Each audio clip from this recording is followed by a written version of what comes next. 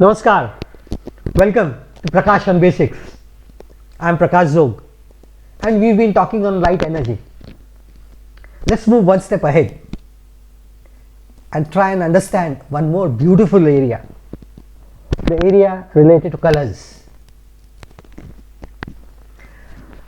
Electromagnetic spectrum consists of multiple types of frequencies and wavelengths, and a part of it is the one that we can see, which is what we call as visible light. It is usually between the unit used for it is one unit I told you was angstrom, which is 10 raised to minus 10, but the one that is more commonly used because of chemistry and physics is nowadays is nanometers. Nano is 10 raised to minus 9. So if you take 1 meter and divide it into 1 billion parts, one part is 1 nanometer. Nanotechnology and so forth. So around 380 nanometers to around 680 nanometers is the range in which visible light is present. This is the range that normal people can see. Some can see a little more, a little less, and so forth. The sun is the main source, and so all visible light that comes to earth is in this particular region, but people on earth have been very far, so we can produce practically as good as sunlight on earth. How I have discussed when we talked of light sources in electricity, and the lights that we can produce now, tungsten filaments and incandescent filaments and tube lights and so forth, all these produce light that is practically close to sunlight, but our body is used to sunlight, so that's the one that we always feel the best and the most comfortable. Different wavelengths are naturally going to result into different responses by the eye, and this is what we identify as different colors. So different colors are because of different set of wavelengths. It's not just one wavelength. If it is one wavelength and one color, it is known as monochromatic light. Mono is one, chroma is color. So one colored light, exactly one wavelength, this can be obtained only by lasers, something that we have to talk sometime later. But usually it's a spread of about 20, 30, 40, 50 wavelengths or a range of wavelengths. But when we talk of white light, it's a mixture of all these. We can't see all of them separately. Then the process of splitting white light into its constituent colors is the phenomenon that we are going to talk of, which is known as dispersion. A medium that can do this is known as a dispersive medium, and all refracting media are usually dispersive media also. Glass, water, diamond, transparent plastics and chemicals and liquids and so forth are all they all result into dispersion of light, that is splitting of light into its corresponding wavelengths. Right now I am talking of only light dispersion. Other dispersions can also take place. We are not going to talk of those. How does this happen? It's an extension of refraction. Please realize, I told you this last time, that refraction causes bending of light. It also causes a change in the wavelength. The amount of bending and the amount of change in the wavelength, and therefore the velocity, depends upon the frequency of light, and this energy packet is known as h nu, the photon. The frequencies are different, the amount of energy is different. If the energy is different, the amount of bending is naturally going to be different. So when a mixture of white light, of wavelengths, which is white light, enters a prism at an angle, it starts splitting into its constituent colors, and then it comes out from the other side. The instant it comes out, it goes back to its original speed of 3 into 10⁻⁸ meters per second. But by then it has been separated out. And so beyond the prism, we see all those 7 colors. This experiment was first carried out by Newton, and originally he saw distinguished only about 5 colors. But then, as was the basic concept at that time, that most of the things are in the pattern of 7, and they get the 8th one gets repeated, which results into 7 musical notes and so forth and so forth. So he said, no, this must be 7 colors. So he took the 7 colors and listed them out. And the ones that he listed were the ones that he identified. So we have that Vibgyor group: violet, indigo, red, VIB, blue, VIB, G, green, yellow, orange, and red. Today, it is believed that some of us can't really distinguish between violet and these people in physics, when they do experiments, they talk of violet 1 and violet 2 and so forth. Normal people can't really distinguish, so and that intermediate indigo is not noticeable to many people. So usually nowadays, cyan is one of the colors that is talked of. So if you look at the new sequence of colors that is mentioned, it will include some of these colors also. But everybody can distinguish between a number of colors, and the human eye has an ability to distinguish between 10 million different colors. You can imagine the ability of the human eye. I'm going to come to that sometime later. As I said, red has the least energy, so it bends the least. Violet has most energy and it bends the most. So when it comes out, we see red color on top, and the violet bends out and coming out at the lowest point, and that results into the spectrum that I talked of. This splitting up process is the spectrum. You can understand it by a very simple logic. And let's say I'm watching a group of 7 people running, and they are in a bunch, or a set of 7 cyclists going through triathlon or something of this sort, some race of this sort. So there is a bunch of 7 people running together. Their skills are the same. So from a large distance from you, that's just a group of 7 people, a bunch. That's the white man. But in the triathlon, you get to swim across. So they get into water and start swimming, and their abilities to swim are different. So naturally, that bunch splits up, and some can swim faster, and some can swim slower. And so after about 100 meters of that water patch, when they come out, they start running at the same speed as previous. But now they have been separated out. So you have 7 distinct people running. If they have the 7 colors that I am talking of, now I have the 7 colors. And this is what happens. And what happens if there is a second patch of water?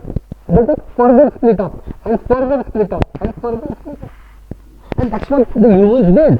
So what they did was to put a prism, get the light split up, they took one more prism, split it further, and so they arranged the prisms like this. And by the time it came out of the last one, the light was quite spread out. So you just had to put a different small slit and get only one color coming out of that particular slit. The trouble was, this all turned out to be a circle and it was difficult to use. Smart people thought of one more thing. They said the dispersive power of different materials is different. There are 2 very common types of glasses. One is known as a crown, and the second one is known as flint, and their refractive indices are different. So what they did was, they put the first prism of one particular type, let's say crown, and the light got split. Then next they put an inverted flint prism.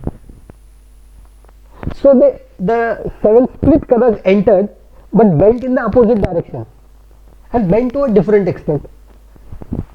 The next time they put again a crown and again a flint. Now all these could be arranged in a one single straight line. So by the time in the straight line the colors came out, they were all separated out into their constituent colors. This is known as dispersion without deviation, and that's an important tool, because if you want to separate out colors, you put all those prisms in a tube and you put white light on one side, get the other out. Suppose it is not white light, but a combination of only 2 or 3 of them, then naturally only those 2 or 3 will be split, and if the middle ones are missing, there will be a gap between that patch. That's how dispersion takes place, and we get the beautiful range of multiple colors. So then what are these wavelengths? What are the values? I'll give you a rough estimate. As I said, they are in nanometers, and the highest value and a small spread around it. For example, red is around 650 nanometers, green is 550 nanometers, cyan is 500, orange is 600, violet is 400, yellow is 580, blue is 450. So these are typically the colors that are nowadays talked of, and the range. It's not one wavelength, as I said, but about 10, 15, 20 wavelengths just on either side. But one is maximum and the rest of them reduce. This is known as a typical standard deviation or a statistical curve. That's what happens. So it's not really one color, but a mixture of about few wavelengths that we feel to be of a particular color. If the energy is less than red, it is obviously known as infrared, and that is the heat region, a different full area that we need to talk of. And that wavelength range is around 700 nanometers. More than 700 nanometers up to a particular range is infrared. And the ones with energy more than violet are ultraviolet, and any wavelength below 300 angstrom, 3000 angstrom or 300 nanometers is said to be UV. The middle one is the one that we mostly tend to see. We see this temporal region. That's what happens. There is one more issue. When white light falls on objects such as, let's say, a glass lamp, what is going to happen? A part of it can get reflected. That's what we talked of when we talked of mirrors, that reflection and the whole process. The second part is, as it goes through, a part of it can get absorbed. And then after absorption, when it comes to the second boundary, it can come out. So the object allows all the light to pass, some part of the light to pass through, and that is known as transmission. So there is reflection, absorption and transmission of light whenever white light falls on a medium that is transparent. All three can happen. And then depending upon which is more or less, will decide on whether it is a good or a bad reflector, absorber or a transmitter. And that's what happens. Let's say white light falls on an object which is originally red. Then what happens is it reflects red light and the rest of the colors are absorbed. So what we see is only the red part of the light, and so we say that that object is red. So I see this particular color because that is the type of light that is being reflected back from it. There could be a chemical composition in which some colors get absorbed as the object passes through. Let's look at the example first. Let's say I have a white flower, sunlight is falling on it, and I have a red glass in front of it. So what happens is all that white light reflected from it enters the glass and comes through to me, but only red can come through. So the consequence is obvious, I won't see the flower to be red. And suppose now originally the flower was red and I looked at it directly, then it is obvious that white light falls on it and directly all that red light comes into my eye and I see red. Let me go one step further. Let's say I have a red flower and I have a green filter in front. Now things are different. Originally white light falls on the flower, it emits red light, but the filter is green, so it lets only green go through, red is blocked, and what is coming is only red. Consequence, I can't see anything. That means I can only see a faint outline of the flower. For me, then ideally that object looks black because there is no light coming from it. A small amount because the group of other wavelengths are also trickling through. Let's look at one more possibility. Suppose it's a red flower, white light falling on it, and I have a red filter in front. Now what do you see? So what happens is, originally red light is reflected, but it has small parts of other colors also, very small amount. But now when it passes through the filter, those small amounts have also dropped off. So what I see is pure red, and so that appears to be much brighter. So a red flower through a red filter appears to be brighter red. And that's what happens. So that's how light gets transmitted through, and light gets absorbed, and light gets reflected. And that's the type of phenomena that gives rise to so many different aspects that we see around us. There's one more issue involved in this, and that is associated with what is known as what causes us to see a particular color. And it has a special name. It is known as pigment. So the pigment is the material that gives an object its color. What it does is, whenever light falls on it, that particular color is reflected. Rest of the colors get absorbed. So when I say that this appears to be of a particular color, the pigment in it is of that particular color. It absorbs all other colors but gives out only that typical reddish orange shade, magua color as it is typically referred to. So that's the color that you see. So that is because of its pigmentation. So when a flower is red, it has red pigment in it.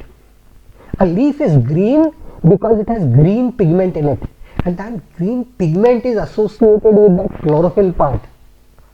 So that gives it its particular color. And it's possible that an object can have different types of pigments in it. A tree, for example, will have fruits and flowers and buds and branches and bark and roots. Each one has its own different pigment. So naturally each one shows its own different color. So there is a flower that is red, a fruit that is green or yellow or dark brown, or a leaf that is green and a bark that is brown and the root that need not show light to anybody. So it is typically pigment free, so usually just about white or darkish shade, depends upon the requirement of the plant. It's not going to waste its energy in giving pigmentation there. Also, within a plant, this pigmentation can change. And we know that I have a fruit, like an orange for example. In the beginning it is green, but gradually as it ripens, its pigmentation changes, and so it becomes orange in color. And when its function gets over, and if the plant is not, and if it remains as it is, it gets rotten, and so all that pigmentation is taken away, and so you see a color that is no longer any attractive part for anybody, and so it changes its pigmentation. Even humans have pigmentation in them, and that most common one is of course melanin. Humans, I thought I'll just tell you about it. When you see very small babies, many times we feel, wow, the eyes are grey or blue, and it's typically called a blue-eyed baby and so forth. But later on, as the child starts growing, that color changes, and it no longer remains that beautiful blue or beautiful grey. It changes to many other shades. The reason is very simple.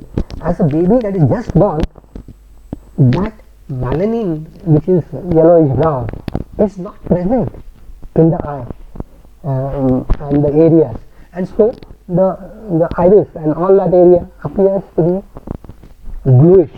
In fact, the retina behind tends to reflect to a small extent that bluish shade, and so the eyes appear to be blue. As time passes, these pigments develop, and then there is a change in the color. And that's how pigments work. And pigments are a very important part. We need to understand pigments in detail, and that will come when we start analyzing what light is. Now, is that all that gives rise to colors? No. There is one more major phenomenon that helps in finding and showing colors, and that is known as scattering of light.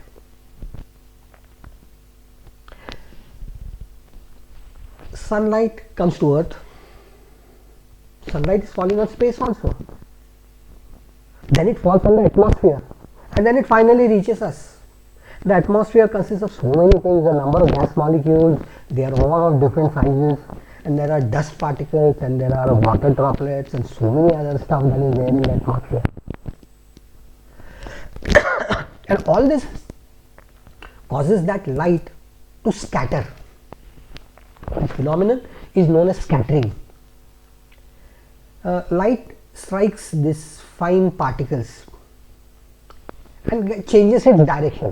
Change in direction is what really happens, but it's what really many times happens is that the light gets absorbed and gets re-emitted, and that re-emitted light is in all possible directions, and so the direction of light changes, and so it appears to be diffused or spread out unevenly in variety of directions, and this is scattering. What decides on how much scattering takes place is a law that was put forward by one Rayleigh. It is known as Rayleigh's law of scattering. Sir Rayleigh, and he pointed out that the amount of scattering intensity is inversely proportional to the fourth power of the wavelength. What does it mean? Let's make it simple. I just listed out the wavelengths. We can say that red basically is about has a wavelength that is around 600, 650, around. Let us take a wavelength close to 600, and another one around blue, which is around 300. Let's say. So now one is practically violet, let's say, is double the one. So red has its wavelength practically double that of 1. It's an inverse square law, inverse fourth power law. That means if the wavelength is double, fourth power of 2 is 2 into 2 into 2 into 2, that is 16.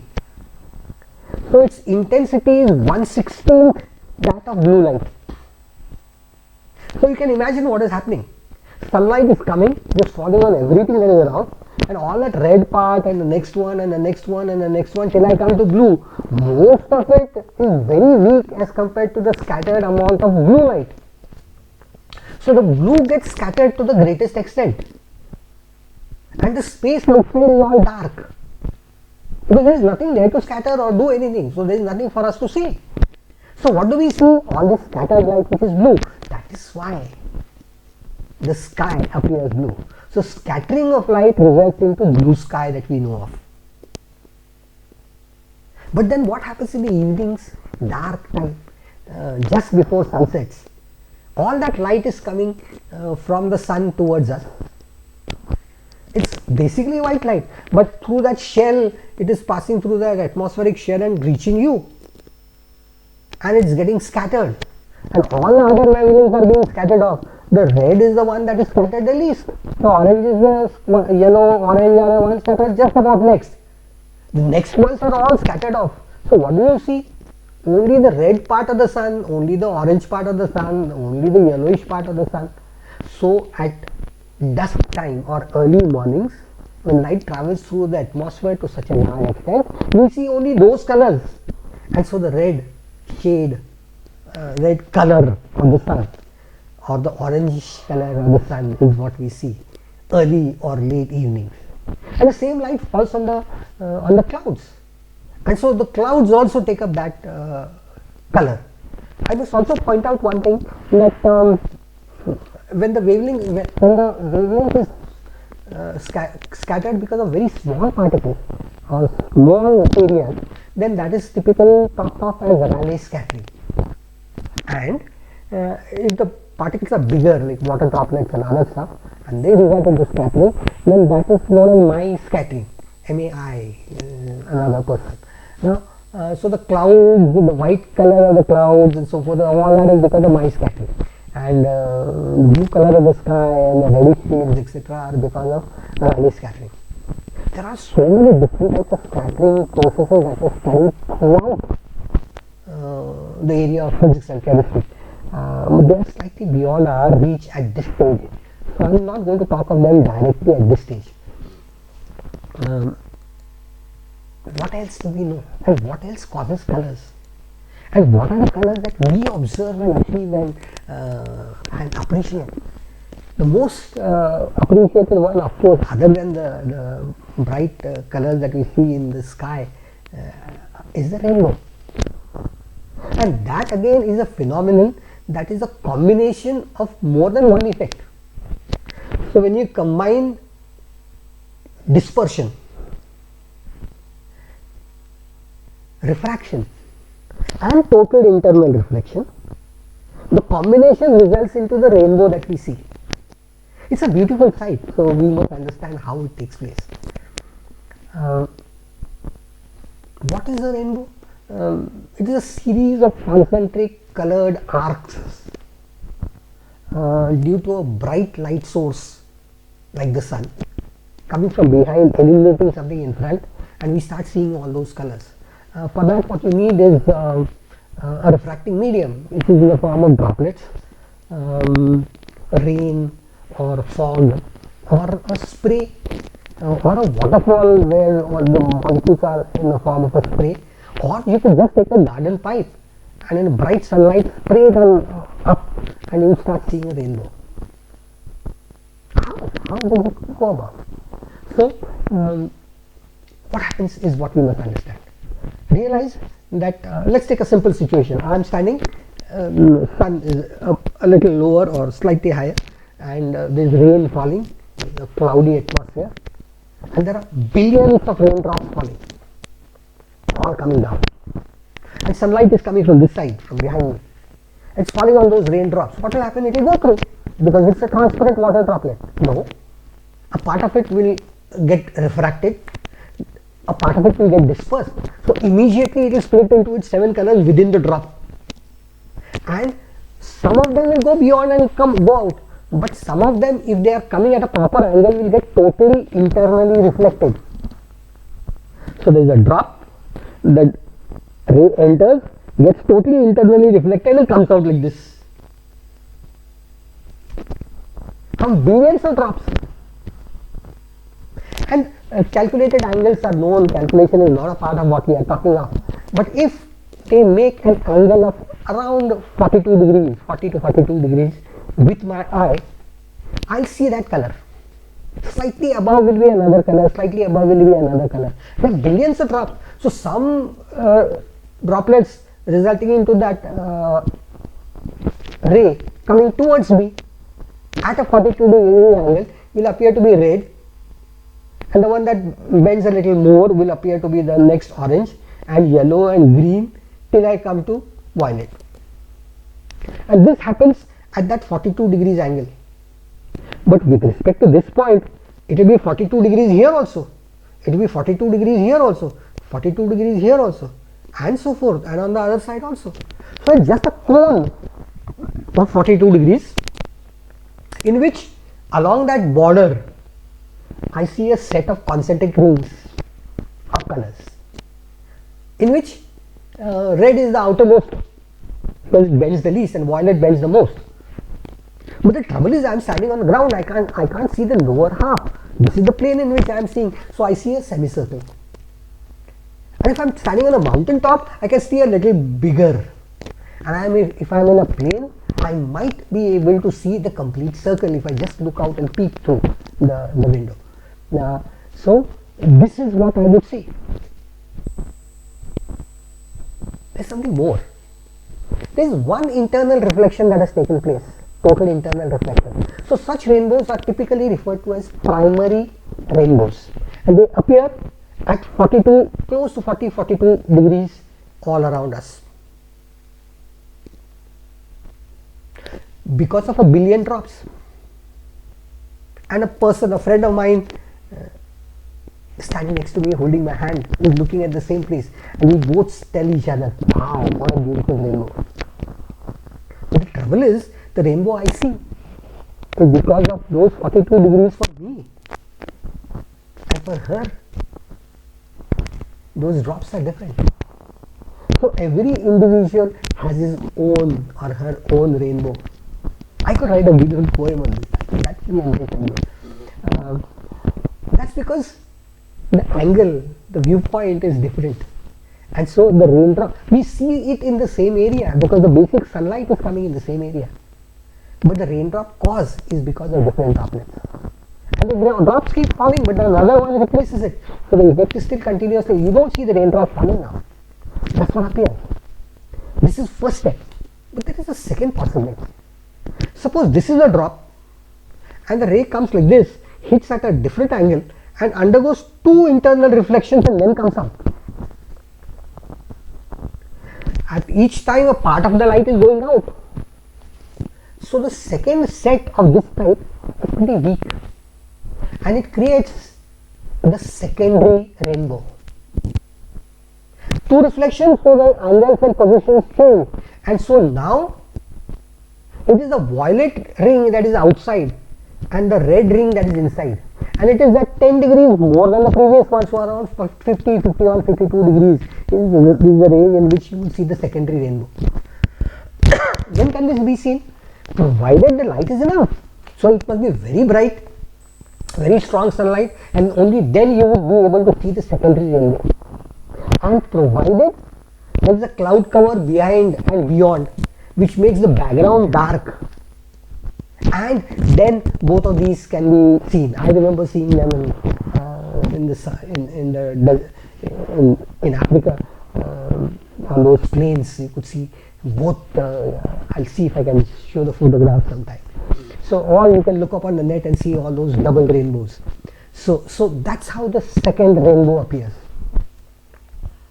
It's weak. There's one more issue. Inside the rainbow, the colors are pretty weak. Outside the rainbow, the colors have been scattered and become weak, whereas within the area appears to be brighter. So if you look at the arc of the rainbow, you will see that the inner part is bright and the outer one is darkish in nature. And that's how rainbows appear. And if the sun is not giving out all the colors, like pretty late in the evening, then the light is going to be restricted only to about 4 or 5 different colors. So naturally you are not going to see all the colors, and so you tend to see only a few shades in that rainbow. It is also said that rainbows can be caused by a very bright full moon, and that is an effect. Personally, I have not yet seen it, but it is talked of. And the haze that you see around is all because of scattering and all these effects. So that's how colors and the beautiful rainbows are formed. But is that the only reason for color?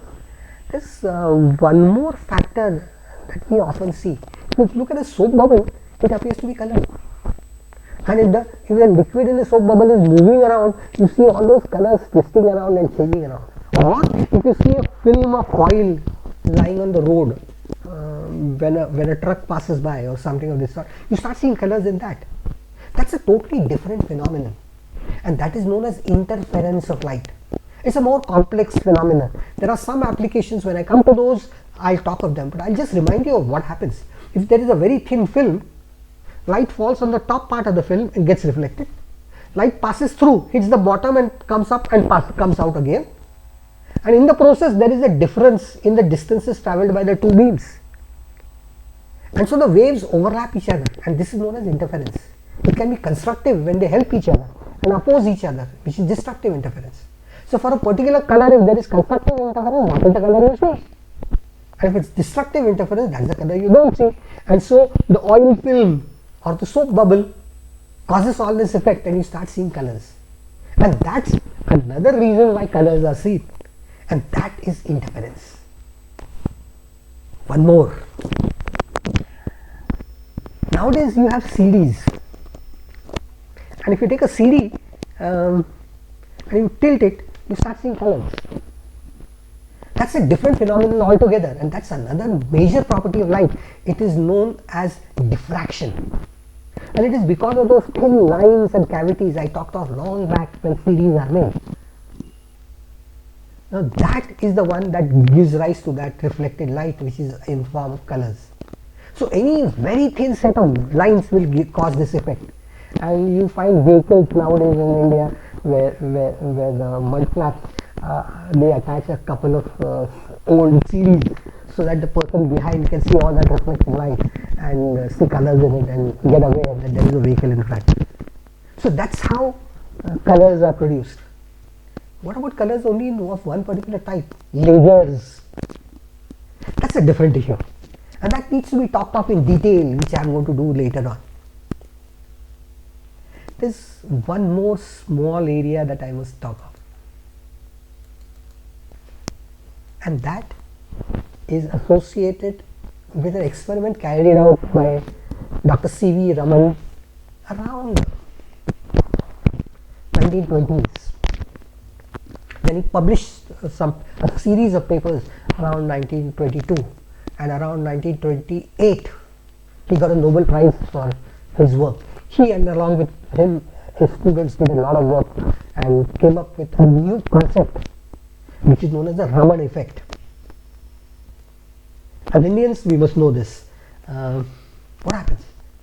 I told you that light, each group h nu is a light packet or a photon, and it has a certain amount of energy. So it's like a particle. It comes, hits and goes off an object. Two things can happen. Its energy can remain the same, but its direction changes, in which case such collisions are said to be elastic collisions. There is no change in momentum or energy. The second possibility, because of the collision process, there could be a change in this material. It will begin to vibrate or oscillate or twist or something of this sort, take up a little bit of energy. So the photon that gets reflected may not have the same amount of energy. So such collisions are said to be inelastic collisions. And if inelastic collisions take place, the amount of change will depend upon what this material is. So if I know what change has taken place, I can study or understand this material better, and that is known as Raman effect and Raman spectrum. So you take a set of wavelengths, cause them to fall on an object, get a new set of wavelengths, find out what is the difference, the amount of change, and from that interpret what this material is. And it has been rated as one of the best techniques of understanding things, understanding chemicals, understanding liquids, understanding gases, understanding solids. So the Raman spectrum, there are some others, Stokes and anti-Stokes and others also, lines that can be used for analysis. But Raman spectra and Raman spectroscopy is a part of scattering, and that's a very important area that all of us must have at least some idea as to what is happening. Of course, Dr. C.V. Raman did a lot of work on diamonds and other precious stones and all. Sound also. Let's keep that aside right now. We are talking of light. And so this is how light is produced and how colors are produced. That's not all. There's a lot of theory behind what colors are, how they are mixed, how they are blended. We need to understand all that also, and that's the beautiful world of colors. I'm going to come to that next time. If you have liked what I have told you, see some information on this through books and others. Tell your friends about all this. Like and subscribe to this channel as usual. And yes, do write your comments. Let me know if there is a query that you have so that I can try and sort it out for you. There's so many beautiful phenomenal colors that we see around. We are going to talk of them. And all that next time. Till then, Namaskar.